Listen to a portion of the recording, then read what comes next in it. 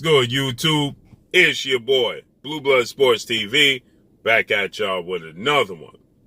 So, it's being reported that legendary 8-division world champion, iconic Filipino superstar boxer, Manny Pacquiao, ahead of his highly anticipated showdown with undefeated, unified WBC, IBF welterweight world champion, superstar boxer who is widely considered by many to be top 3 best pound-for-pound fighters in the world, in Errol the True Spence Jr., Manny Pacquiao has reportedly knocked down and knocked out 2 sparring partners yesterday. This ahead of the fight with Errol Spence Jr. Manny Pacquiao, 62 wins, 7 losses, 2 draws, 39 big wins by way of knockout. 3 times himself he was knocked out. 42 years of age, stands at 5'5" with a 67-inch arm reach. Errol Spence, 27 wins, no losses, no draws.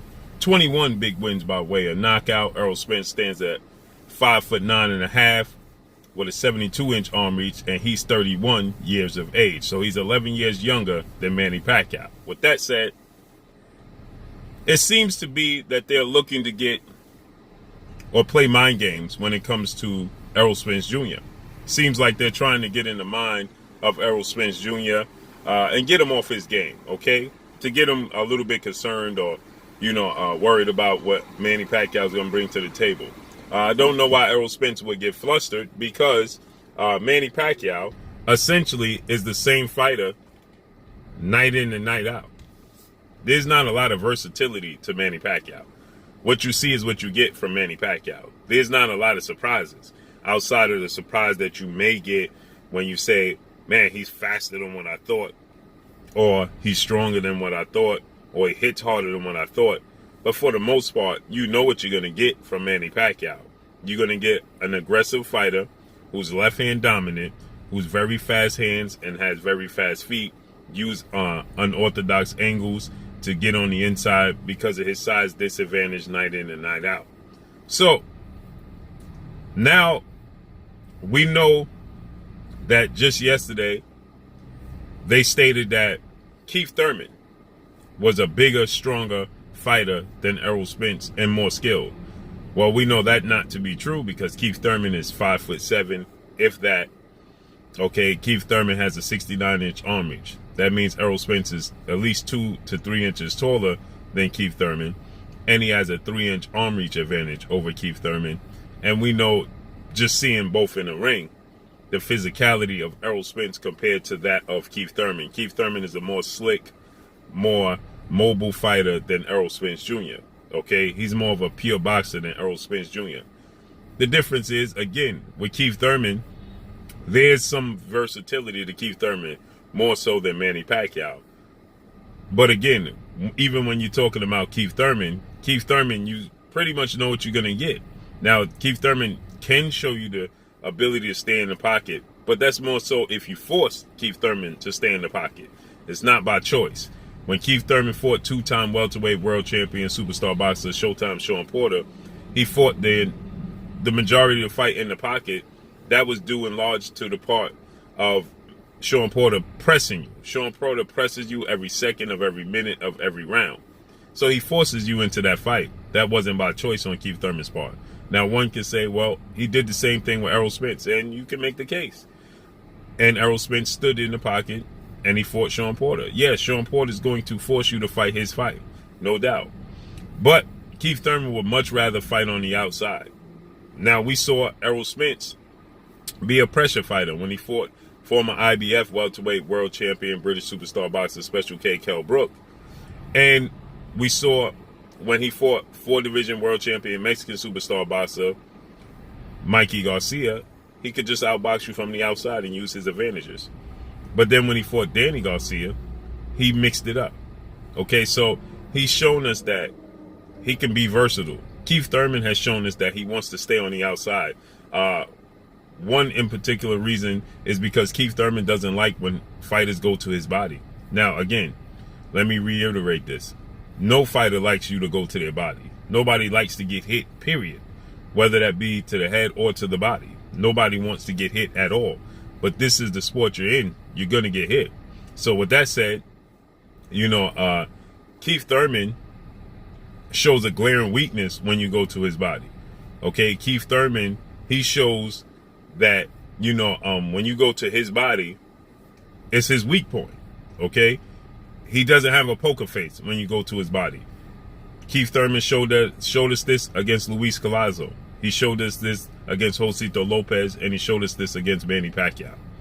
He doesn't have a poker face. So if you can get to his body, you can make a statement against Keith Thurman. So he would much rather keep you at bay and box from the outside.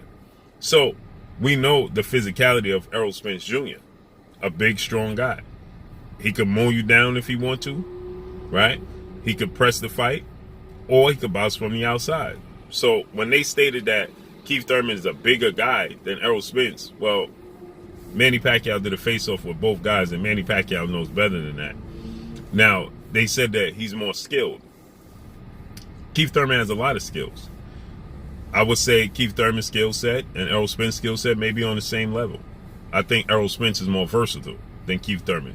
He has more facet to his game than Keith Thurman does. Okay? So I give Errol Spence the nod in skill set because he can do more in the ring than Keith Thurman. Yes, Errol Spence chooses to stay flat-footed, right? Because he likes to sit down on his punches. Errol Spence likes to be very, very precise in his approach. So he likes to take his time. You understand? So it's a different approach than Keith Thurman, okay? Keith Thurman starts off very, very fast. And then he starts to fade in the second half of his fights. He showed us this against Danny Garcia. He showed us this against Sean Porter, okay? Luis Collazo,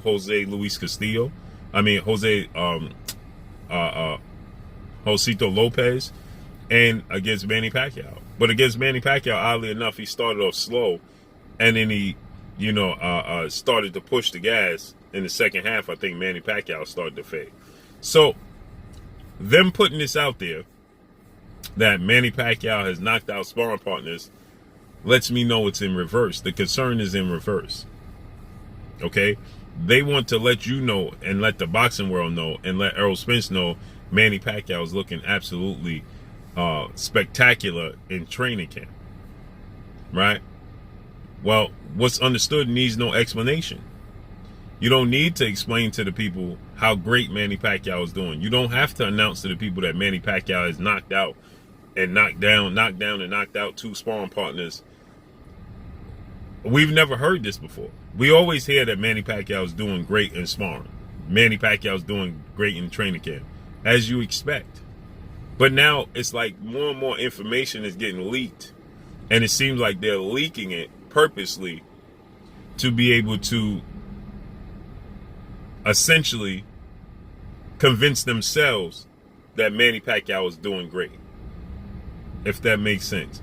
It's like they're trying to convince themselves and convince the boxing world and the boxing pundits that Manny Pacquiao is doing great, and maybe even convince Manny Pacquiao, our next opponent, Errol Spence, that he needs to approach with caution because Manny Pacquiao is doing so well in sparring.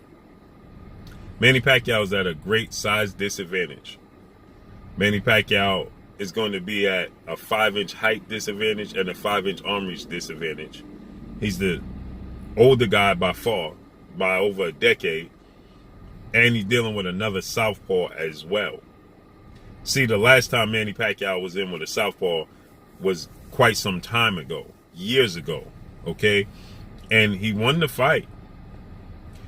But the fighter he was in the ring with was nowhere near on the level of Errol Spence Jr. That wasn't the guy that Errol Spence Jr. Presents, okay?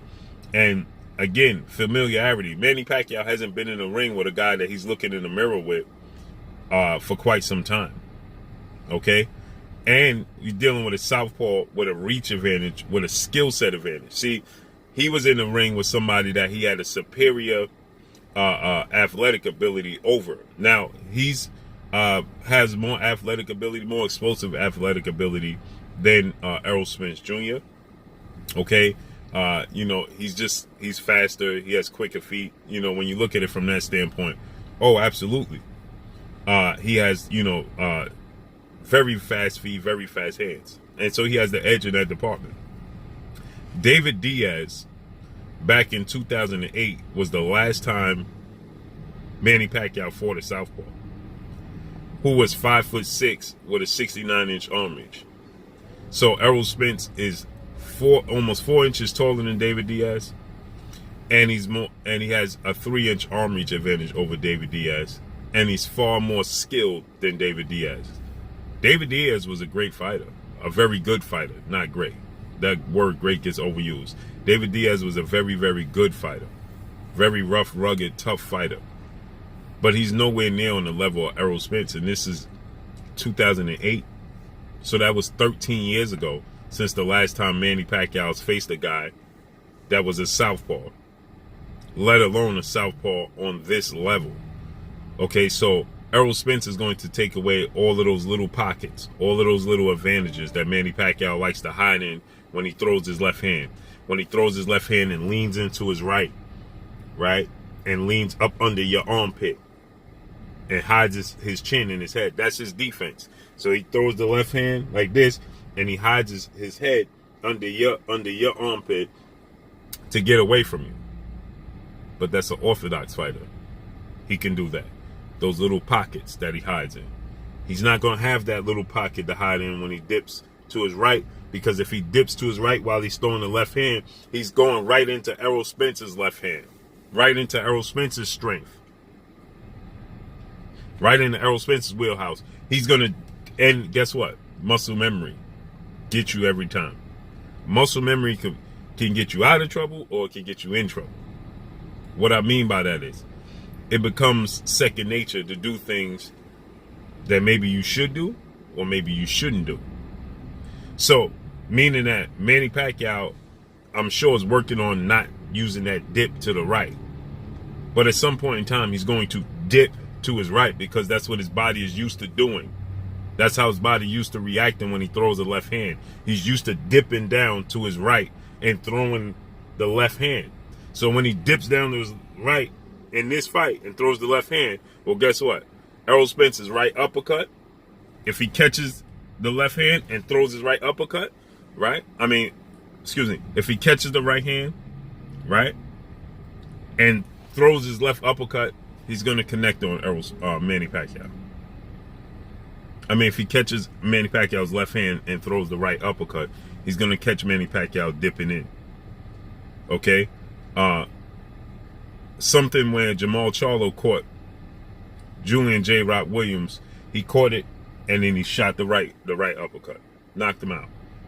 Caught it with the same hand, then bang, then knocked him out. Okay? Similar reaction. And also, if Manny Pacquiao does that, Errol Spence could just lean back far enough, pull counter, lean back far enough, Manny Pacquiao's punch will just miss. It's going to get right here, just miss. And as it's receding back, Errol Spence comes back with his left, and Manny Pacquiao's right, his face is going to be right there because he dipped to his right. So it's going to look quick, right? It'll be like, boom! And he could catch him. So there's a lot of things that Manny Pacquiao has, not faced when he sees Errol Spence. I know a lot of people, they say, well, Manny Pacquiao has seen it all. He's never seen Errol Spence. He's never been in a ring with a southpaw this skilled, this big, and this strong, with this high of a ring IQ. He's never been in a ring with that. He's been in a ring with some great legendary fighters: Miguel Cotto, Floyd Mayweather, Oscar De La Hoya, Ricky Hatton, Juan Manuel Marquez, Eric Morales, Barrera. He's been in a ring with legends. But he's never faced a guy that's a big, strapping southpaw that has a high ring IQ, that's athletic and strong as Errol Spence. And I believe it's concerning. Freddie Roach initially said, when it was announced, he told Manny Pacquiao, "Congratulations, you just picked the best welterweight in the world." Being sarcastic. Says that he wanted Mikey Garcia to be the chosen opponent. So Manny Pacquiao, I have no doubt, is getting the best of his sparring partners, but those sparring partners aren't Errol Spence Jr. So let's see how this all unfolds and plays out. Make sure you hit the like button, drop a comment in the comment section, let me know what y'all think. Y'all already know what it is. It's your boy Blue Blood Sports TV.